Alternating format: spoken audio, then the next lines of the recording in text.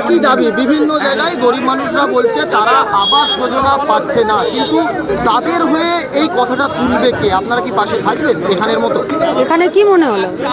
দাসপুর দিয়ে তো আজকে অবস্থান বিক্ষোভ করলেন বিভিন্ন জায়গায়, শুধু দাসপুর দিয়ে সমস্যা এটা নয়, কোথায় হয়নি, কোথায় হয়নি, বিভিন্ন জায়গায় হচ্ছে দিদি। আমি বলতে চাইছি সেভাবে এখানে যেভাবে আছেন সেভাবেই মানে তৃণমূল দুর্নীতি করবে, ভিডিও ছাতা মাথায় ধরে থাকবে, আর মানুষের কাছে আপনারা গুনে দেখবেন নাকি যে কোথায় মানুষ জমায়েত হলো?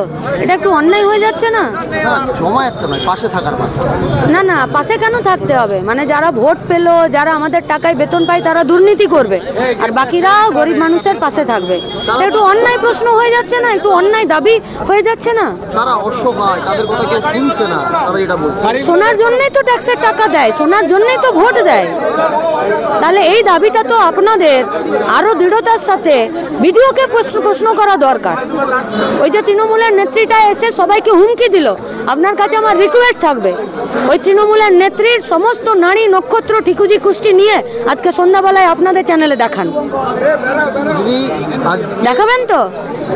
ধন্যবাদ। আজকের এই যে অবস্থান বিক্ষোভ কেমন সাড়া পেলেন মানুষের?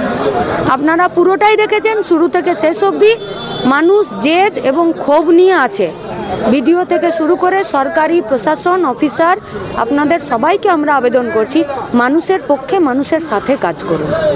শুধু মানুষের সাথে সরকারি লোকজনের বিরোধ বাদিয়ে কোনো লাভ নেই।